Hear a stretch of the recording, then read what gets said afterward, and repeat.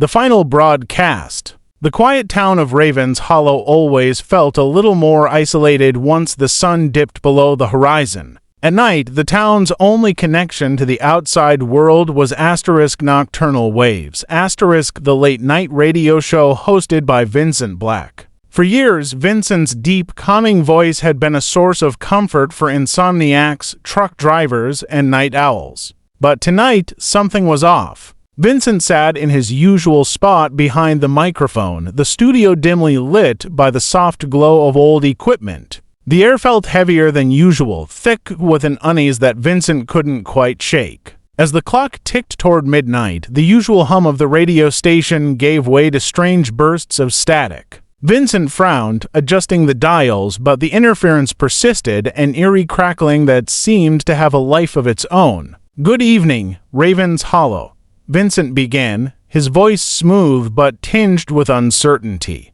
"This is Vincent Black, and you're tuned into * Nocturnal Waves, *. Tonight, we've got something special for you, a broadcast you won't want to miss." He paused, waiting for the familiar signal that indicated the show was live, but instead, the static grew louder. Vincent leaned closer to the microphone. "If you're hearing this, you're one of the few still tuned in. There's been some unusual activity on the airwaves tonight, something unexpected. We're picking up a signal, an old one, and it seems to be coming from somewhere nearby." The lights in the studio flickered, and Vincent felt a chill run down his spine. He had heard rumors about strange signals before, old broadcasts that never died, trapped in the ether, replaying themselves over and over. But those were just stories, the stuff of urban legends. Or so he thought. Vincent flipped a switch, patching the mysterious signal through to the studio's speakers.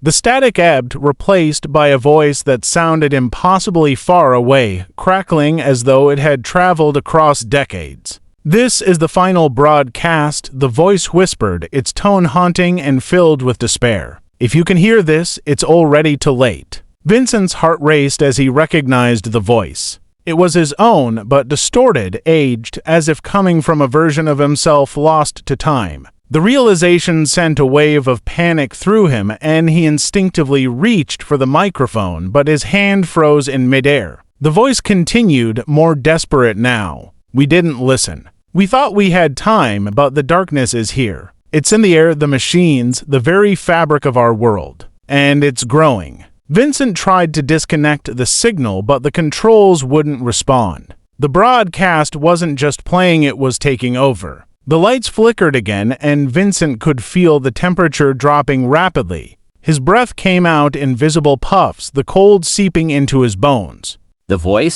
His voice, grew louder, more frantic. "This is the end. This is the final broadcast. If you're hearing this, pray." Vincent's thoughts raced. He couldn't understand how this was happening, how his own voice was echoing from some unknown future, warning of an impending doom. He glanced at the clock. It had stopped, the second hand twitching as if struggling against an invisible force. The air in the studio grew heavier, oppressive, as the signal consumed everything. Vincent tried to speak, to warn his listeners, but his voice was drowned out by the relentless broadcast. The studio lights dimmed to near darkness, and Vincent felt a presence, something ancient and malevolent, lurking just beyond the edge of the light. As the final words of the broadcast echoed through the speakers, "This is the final broadcast. We are lost." The signal cut off abruptly, plunging the studio into silence. Vincent sat frozen, the weight of the eerie silence pressing down on him. He could feel something watching him, waiting. The clock on the wall began to tick again, but this time, the hands moved backward. A sudden surge of static exploded from the speakers, followed by a low, ominous hum. The equipment sparked, and the room was bathed in a flickering and natural light. The presence that had been lurking in the shadows began to seep into the room, a cold, dark fog that swallowed the light. Vincent's breath quickened as the darkness closed in around him, the hum growing louder, vibrating through his skull. He reached for the microphone one last time, but before he could speak, the darkness engulfed him, and the studio went silent.